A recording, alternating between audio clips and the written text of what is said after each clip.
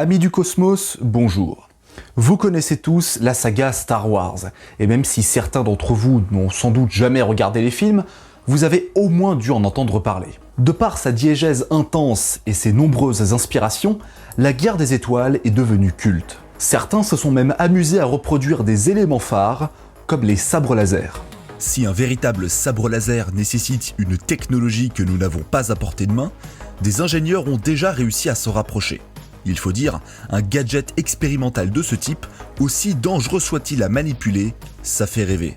On pourrait se dire que des technologies aussi puissantes et futuristes ne sont que l'œuvre de l'imagination de George Lucas et que ça pourrait pas arriver dans la vraie vie. Et si je vous disais qu'il existe, dans notre système solaire, une étoile noire, ou en tout cas quelque chose qui y ressemble fortement.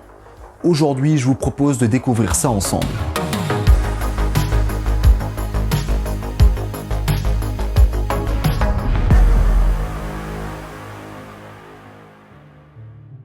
Pour étayer une telle information, il faut d'abord poser un contexte. Retournons dans le passé et parlons de lunes planétaires. La planète Saturne compte un nombre conséquent de satellites naturels. Son système planétaire étant particulièrement riche, mais ça n'a pas toujours été le cas du point de vue de l'homme. Au XVIIIe siècle, on ne connaissait que 5 lunes autour de la géante gazeuse. Titan, Japet, Rhea, Thétis et Dionée. Tous tiennent leur nom des titans dans la mythologie grecque et la tradition est toujours en vigueur aujourd'hui. En 1789, les découvertes scientifiques françaises ne sont pas vraiment à l'ordre du jour. Par contre, les autres nations en profitent. L'astronome germano-britannique William Herschel va découvrir 2 lunes qui orbitent autour de Saturne. Il va les nommer Encelade et Mimas. Encelade suscite un intérêt très particulier pour les scientifiques à l'heure actuelle, ce qui fait de lui l'un des satellites les plus connus du système solaire. Mais aujourd'hui, on va uniquement se concentrer sur Mimas. À cette époque, il est difficile d'observer ces lunes en détail.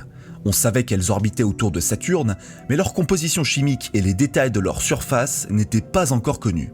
Il faudra faire un bond majestueux dans le temps et arriver en 1980 pour percer ce mystère. Le 10 novembre de cette même année, la sonde Voyager 1, emmenée par la NASA, arrive aux abords de la géante gazeuse. Cette mission spatiale était particulièrement attendue, mais surtout risquée, car le survol de la planète ne dure que 2 heures. Impossible pour la sonde de se mettre en orbite ou de rester quelques jours. C'est son premier et son dernier passage. Elle est bardée de caméras et de capteurs pour prendre un maximum de photographies de la planète et de ses lunes. Et cela ne rate pas puisque le survol est considéré comme un succès. Bien évidemment, la priorité absolue était d'en savoir plus sur l'atmosphère de Saturne ainsi que le plus gros de ses satellites, Titan, qui possède également une atmosphère. Mais on aura aussi droit aux premières images de Mimas. Et que ne fut pas la surprise des ingénieurs de la NASA lorsqu'ils se rendent compte que ce satellite possède quelque chose de très étrange. Un cratère. Bon, vous allez me dire qu'un cratère est pas spécialement quelque chose de notable. Ouais, c'est quand même une structure géologique que l'on retrouve un peu partout dans le système solaire. Sauf que là, on atteint des niveaux bien étranges. Un cratère gigantesque, majestueux, impensable. Et si les images de Voyager 1 ne sont pas les meilleures, c'est la première fois que l'on peut établir une description précise d'une moitié de sa surface. L'aspect menaçant est renforcé par le fait que le cratère se trouve sur le terminateur, la zone immatérielle qui sépare la surface éclairée par le soleil et celle qui est à l'ombre. Ce cratère, de par ses dimensions et son aura presque inquiétant, va immédiatement rentrer dans les esprits. Bien que l'on l'ait baptisé le cratère Herschel, en l'hommage à son découvreur 19 décennies auparavant, il va rapidement opter pour un nouveau surnom, l'étoile noire. En effet, le cratère ressemble de très près à la coupole de l'engin destructeur de l'Empire galactique. Le premier épisode de la Guerre des Étoiles était sorti 3 ans auparavant, obtenant un statut culte après un incroyable succès au box-office mondial. L'image de l'étoile noire était restée dans les esprits. D'autant plus que le second volet, l'Empire contre-attaque, venait de sortir. La saga était lancée. Il est cependant impossible que George Lucas ait pu s'inspirer de Mimas pour la production de ses films. En effet, cela s'est passé avant le survol de Voyager 1. Et avant cette sonde, on n'avait aucune image précise et détaillée de ce satellite.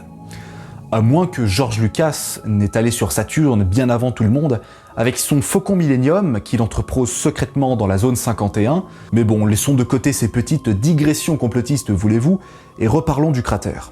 Il est tellement grand que c'est l'un des plus gros cratères en proportion par rapport à la taille de l'objet céleste, juste derrière sa voisine Thétis, elle aussi en orbite autour de Saturne.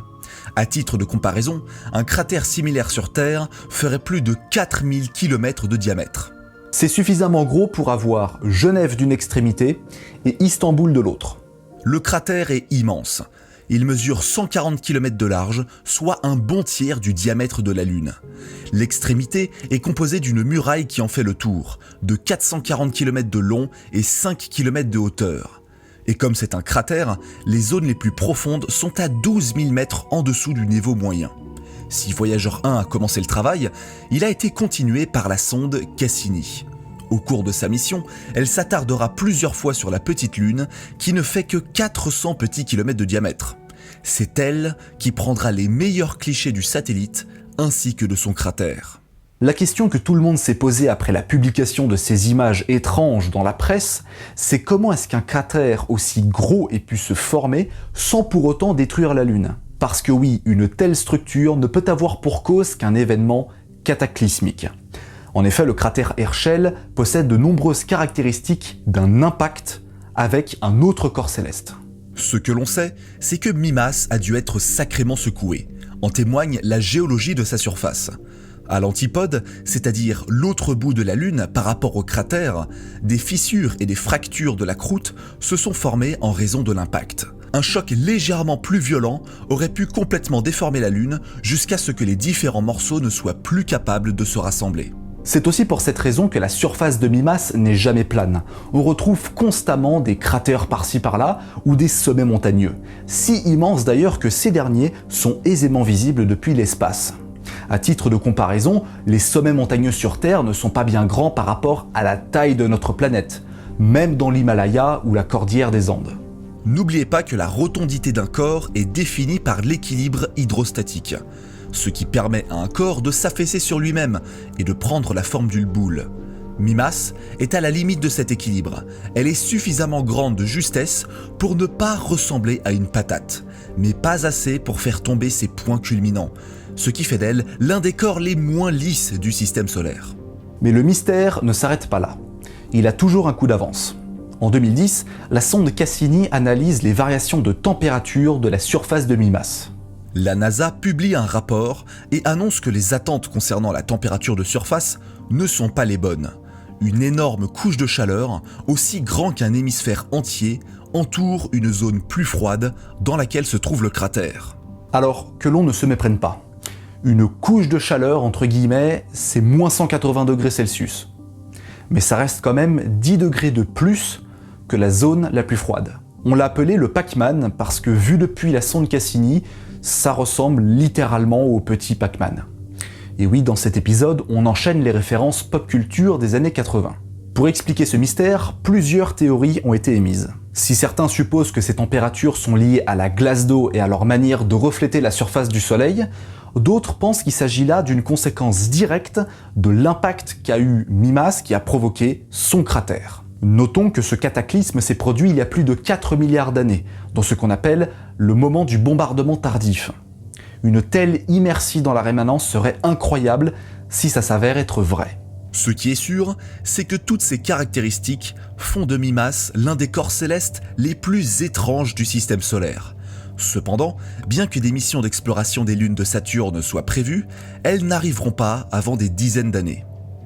En revanche, ce qui peut être réalisé avant des dizaines d'années, c'est de vous abonner à ma chaîne YouTube, partager mon travail s'il vous plaît, mettre un petit pouce bleu, un commentaire et surtout activer la cloche pour ne pas rater les prochaines notifications.